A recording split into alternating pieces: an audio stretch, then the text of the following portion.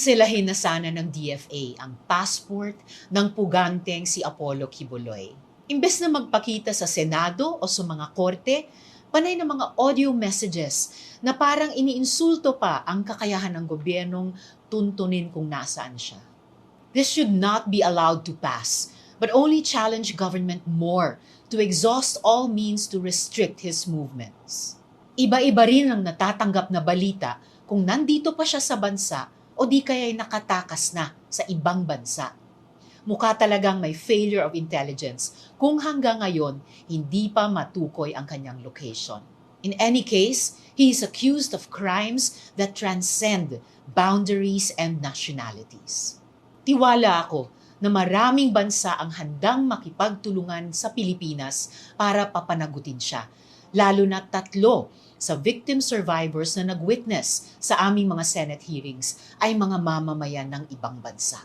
Kung ang puganteng kongresista ay nahuli, sana naman ay mahuli na rin ang isang puganteng religious leader. Maliit ang mundo. Hindi niya matatakasan ng batas habang buhay.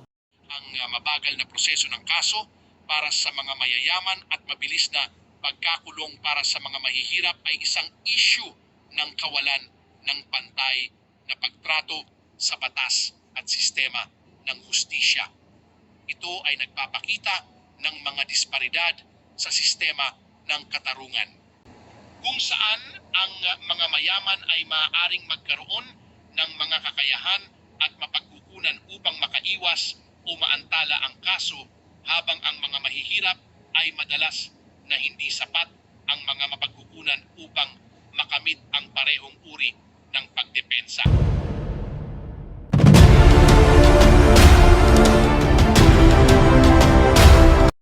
Nasa atin po ngayong StreamYard si Attorney Israelito Torion, ang isa sa mga abogado po ni Pastor Apollo Quiboloy.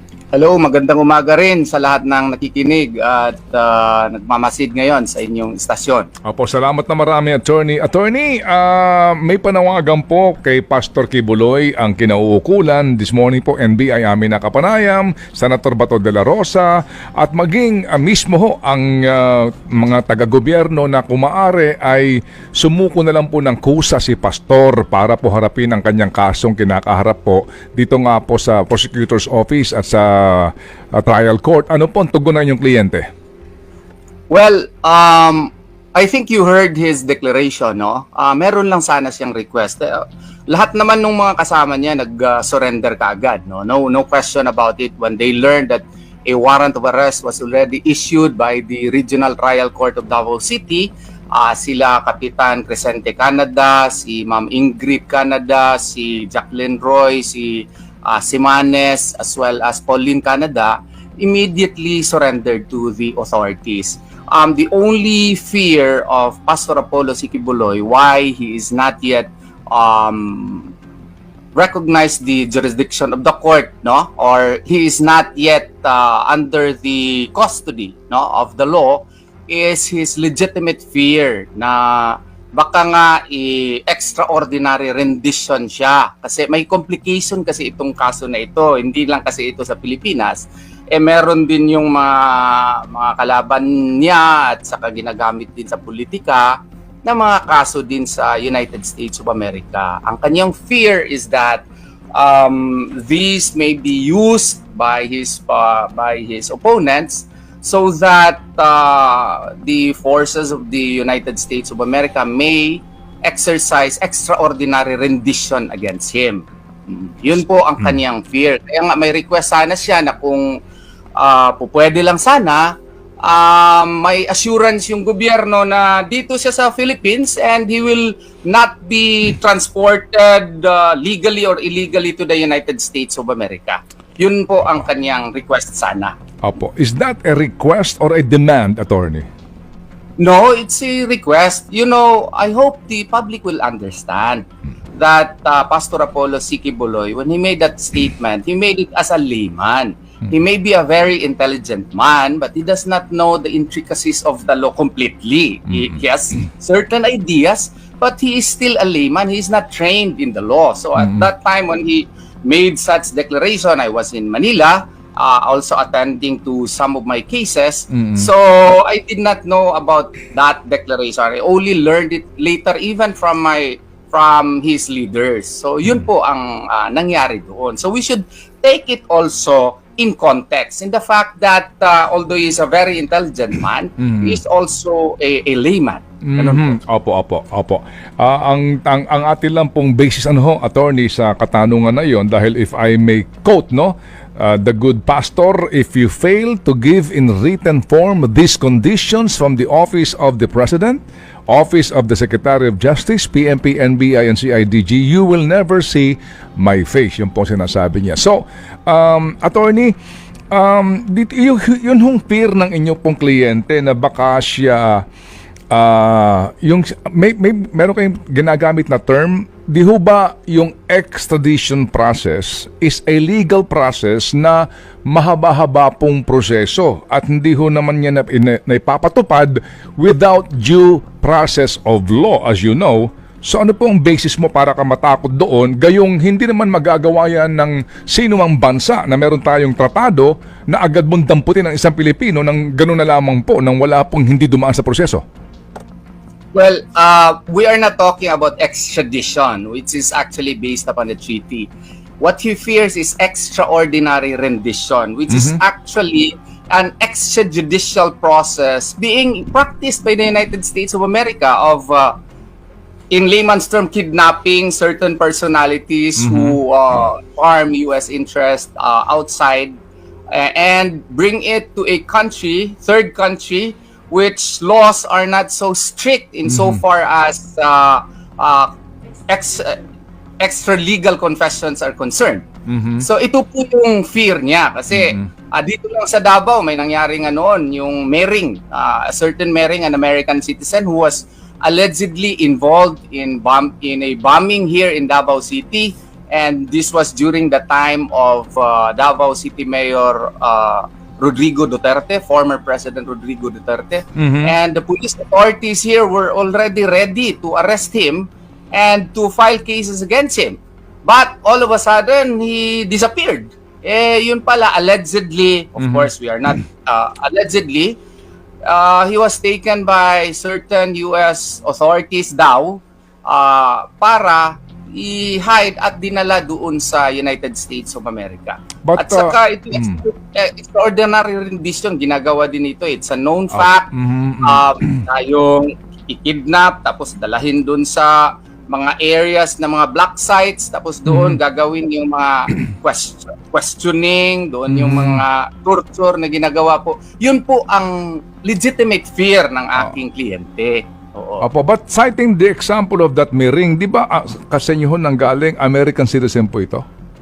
Yes, but if you want a very good example, what about General Manuel Noriega of Panama? He was even de facto president during that time of Panama, no? And he was a friend of the United States of America during that time, but because of certain allegations that he was involved in drug trafficking, the U.S. invaded Panama, and he was transported from Panama towards United States of America. And that can be cited as an example. Many examples likewise of those involved in the war against terror, no? Yung masuspect ka, even in Poland, there was an incident where a cleric was abducted with the help of the government of Poland, and he was transported to black sites. Yun po ang legitimate fear po natin. Sige po. So attorney, kasi po sinasabi po ni Pastor doon sa arrest order o hearing ng Senado na hindi kami sisipot dyan kasi hindi namin kinikilala yan at dito kami sa proper forum. Na ito nga, kung meron kayong kaso, magdemanda kayo sa criminal court at doon kami haharap. Pero ngayon po, nangyari nga ito, meron siya arrest warrant pero hindi siya lumalantad because of this one. Ito ho naman itong kanyang fear ngayon na sinasabi ho ninyo na baka mangyari nga sa kanya ito na siya'y kidnapin ng Amerika. So, attorney, kung sasandal tayo doon sa sinasabi ninyong kliyente na kami susunod sa tamang proseso, ano po iyon? Well, anong proseso ngayon po ang susundin po ninyo? Well, right now his co-accused will really face the cases. And we are now in the process also of discussion with Pastor Apollo Kibuloy about this matter. He is a layman nga eh. So we have to explain to him the processes of the courts. But this well-grounded fear on his part also has hindered him Opo. baka nga gagawin nga yun yun nga ang ini-explain pa natin sa kanya. And he also has a right to decide on this matter. So Opo. kung wala lang yung kaso sa Amerika, yung fear na he is ready, able and willing to face all of these cases in order to prove his innocence po. Opo, okay. Sige po. So sir, meron bang kayo bilang abogado niya at sa kanyang legal team ni Pastor, is there a legal remedy to prevent that from happening? I don't know, if yan ba, pwede ba kayong dumulog sa nakatataas na hukuman concerning that, na itong hinihingi nyo na kasiguraduhan na hindi po makikialam ang Amerika dito po sa kaso ni Pastor sa Pilipinas? Well, as to legal remedy, kaya nga mahirap kung gagawin na yun ng United States of America. If that will be done, anong legal remedy namin? Medyo mahirapan kami. Diplomatic, kung what if the Republic of the Philippines would not also cooperate, where will we go? United Nations, of course, United Nations can only entertain states. We are but individuals who are, subject of a state. So, the legal remedies, if that will be done by the United States of America, are really almost impossible to do. Baka dudulog kami sa UN Human Rights Committee, parang ganon. It cannot also compel the United States of America because it has powers in the United Nations, being a member of the Security Council, permanent member of the Security Council. Opo, sige po. So, attorney, ang inyo ho bang kliyente ay nasa Pilipinas ba? Sa pagkakaalam ko, nandito po sa Pilipinas sa pagkakaalam ko. Yes. Opo. Sige po, may huling tanong lang po si Chacha, attorney, if you don't mind. Go ahead. Yes po, attorney. Yung pong sinasabi ni Pastor Apollo Kibuloy na hindi ako magpapahuli ng buhay, does this mean na paano po lalaban po siya physically?